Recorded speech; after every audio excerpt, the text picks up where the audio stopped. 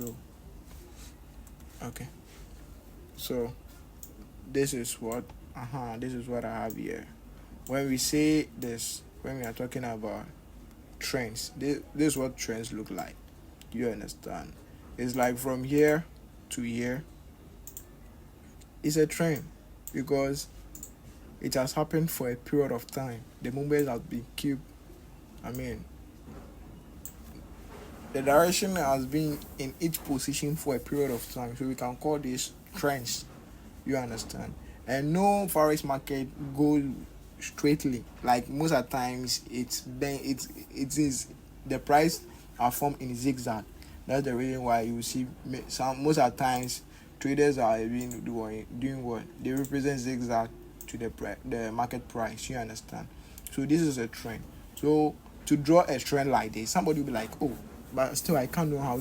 I will not know how to draw the trend. So let me teach you how to draw the trend. So, but first of all, you have to know the kinds of trend you are in. This one, the market is going in downwards direction. So if the market is going downwards direction, this is probably what a downtrend. So you come for your two. This is where the twos are, and these are twos. And so these are the time frames. Don't forget, these are the time frames you see on top of the chart. These are the time frame. You see the numbers you see there. So these are on 30 minutes time frame. That means that any candlestick you see right here operate for 30 minutes. So while the 30 minutes is up, let's say this current one. You see this is current one is still moving. It's operating. So when 30 minutes is up, it will just it will form another candle. Another candle will start forming. You understand? So this candle has only 30 minutes to operate. And the same explanation to the 1 hour time frame and all the time frames over there. We don't call them numbers, though you see them numbers, but we don't call them numbers. They are time frames. You understand? That's a 12 minutes time frame, 6 minutes time. That this 6 month 12 months time frame, 6 month time frame. You see the capital M stand for months and the small m stand for minutes. You understand? The H, as we all know, the R and the D is a day. So here is a daily time frame, and all the candlesticks are formed within 24 as formed for 24 hours. Exactly 24 hours. The candlestick should be formed. That's the daily time frame. And 24 hours is equal to a day. That's the reason why I was explaining it in that way. So let's move on, not to delay our time. Let's move on. This one, if you want to, so we have to pick this one. These two particular two. It's an arrow that you can bend it. You understand? It can form the zigzag that you want. So from here to here, you understand? Then you come here. Then you come here, here, here, and here. You understand? Then boom, here it lands. So this is a downtrend. You understand? This is a downtrend. The market is in what? Upwards direction. Okay, so here is it. I know maybe some people will be okay. So you can see the arrow is a downtrend. You understand? It is in downtrend. So I hope no one is getting confused over here. Then let's continue. Not to delay. Let's continue. So if this is a downtrend, you have to label it. You have to label it. The lower lows and the higher highs, and higher lows, lower low, higher lows, lower low, higher lows. You understand? That's how the labeling should be. So after the labeling should be, you understand? So the reason why I was teaching the blocks is that before a pullback, this is a pullback. We all know that this is a pullback. Hold, let me do something here. Let me do something.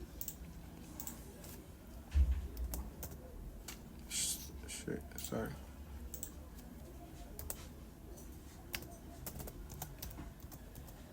Okay, so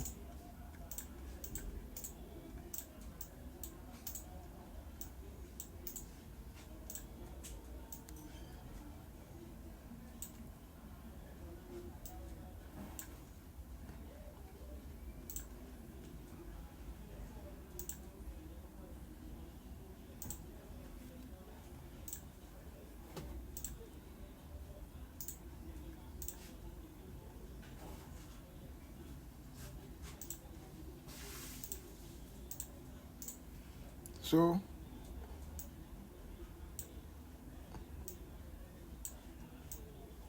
okay, so this is a pullback. You understand? This is a what? A pullback. Why is a pullback? Because it's going opposite the trend. The trend is a downtrend, and the market should move what? Downwards. And now there is an upward direction, so we call it pullback. You understand? So when you see this pullback, and here is the same as the lower highs. You understand? So this is the lower high. So if that is the lower high, then which means when the price hits here, which means that there is a block over there. Because you can't tell me that the price just reached there. And no, in market, in financial market or in forex, we don't just say that it just came there and got stuck. Which means we believe that there is a block, something there. You understand? Something happened in the previous, in the previous market. Something happened. That's what we use to identify blocks. So if this is a block, so in the future, like the previous, that's the previous, I say in the future, in the past. So if in the past we want to draw block just to cover in the past, this is what we use to indicate our blocks. This is a rectangle. We use rectangles to, so you not, for me not to confuse you, let's do something like this. Okay, so the apex here, and on this apex, you understand, on this apex you have to choose the top, the candlesticks that shows what, that the candlestick that shows a hammer at the end of any point or any curve, you understand, or any angle. Let's say this is an angle, so any candlesticks that maybe is found at the angle of a let's say that is found at the top of, let's say, okay, that is found at this particular point, which is like looks like angle. You understand? So you're going to pick that particular candlesticks as your blog. You understand? So here is it.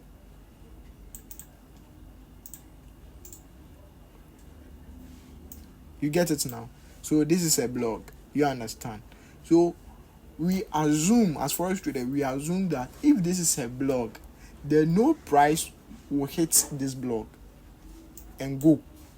As we are in downtrend, there's no market price that will pass through this blog and go. Sometimes it does happen. It's very possible, but in our normal sense, it's not possible. I don't know if you are getting what I'm trying to tell you. In forex rules, it's not possible that this price should break through the block, but it happens. You understand? So as we are in downtrend, in our normal sense, we are expecting the market should go downwards the block. So if this is a higher high and a lower high, this is a lower high, this is a lower high, so the lower high shouldn't break through this block. So we are all expecting, so as a forex trader, be expecting that as soon as the pullback hits this block, you are going to sell. You understand? And definitely it will sell. So unfortunately for us, the pullback didn't hit the other block, but here, and it starts selling. You get it? And it started doing what? It started selling. So when we come to this angle 2 or this point, we will pick the red candle here as an order block. Then we will put it.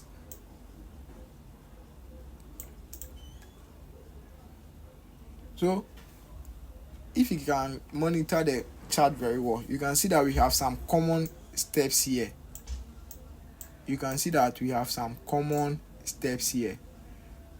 Where is it? There's this that came here and the pullback. So this is a pullback, and the pullback didn't hit the block. So which means that the next pullback. So it the price fall to this point. So as the price fall to this point, the pullback hits here. So as soon as maybe you see a pullback to this point and you are seeing red in the market, that tells you that the market is going to do what? It's going to sell. So you quickly set your stop loss here. So if you want to set your stop loss, something like this. Oh my god. So this is for buys. So this, oh shit. Okay, so you set your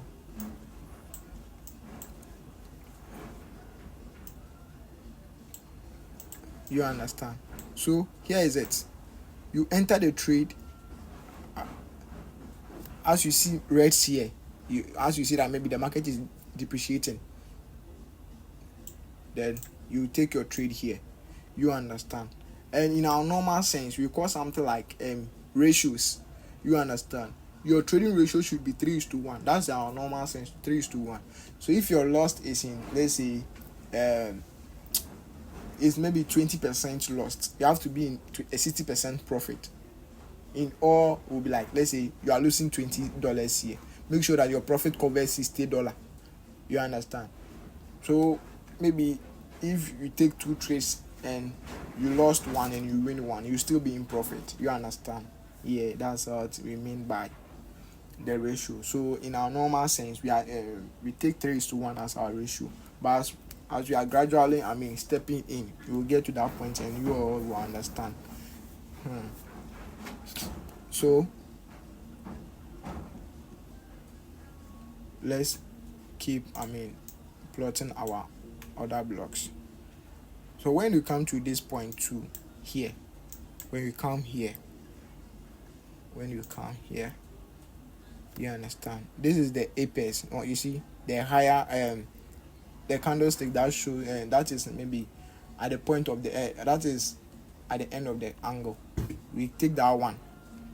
We prefer this one, but you see this is higher than this one, so we prefer the higher one. So this is the higher one, you can see here. So you will plot our triangle here. So whenever you want to, if you want to take, maybe if you don't want to know how to draw the triangles, try as much as possible to identify a trend, then draw your zigzag according to the trend and the structure of the strength of the trend. Then later be drawing your this one at the end of any zigzag, like at the end of any point. You understand, something like this. So here we draw our other block here, and mind you, you see this one enters there. You see this price enters this one. It enters the block. So as a forex trader, I'll be patiently doing what? Waiting for the other block to reject the price. So when we are saying the other block reject the price, it shows that it means that the price is going to fall. You understand? So when I see like 3 candles, maybe red 3 candles here, then boom, I'm going to take a sell. You understand? And this is a live trade. And mind you, you are going to blow it, but you don't just see it and take the trade. So it's a newbie will go like, hey, it is going top. Then you go to buys. Then unfortunately, it's at the other block. It will reject it. You understand? So you just monitor. And this, mind you, is going to take 30 minutes to finish operating. So if you have the heart to wait for 30 minutes, never mind. You understand? So this is how you draw the other blocks. Like it's done here. You understand? At the point of any zigzag, then you'll be putting your other blocks there. You understand? Something like this. So this is a pullback, never mind. And this is how the higher lows and the higher highs are. They look like, you see. So you have to try as much as possible to pinpoint the higher lows and the higher highs. Don't worry, we are going to learn more. I'm with you guys, bro. And this is the lower lows and the higher lows. You understand? Yeah. So if you want to take trade in downtrend, make sure you take it at higher lows, because after the lower low there will be a pullback. Then you take the trade on higher lows. Boom, down. Boom to the down. You understand? Then here too, you take trade at the higher lows. You understand? So from the higher lows to the higher highs, then bro, you are done. So thanks for watching, my brothers, and try as much as possible to learn. You are going to do this, and again, thank you guys all.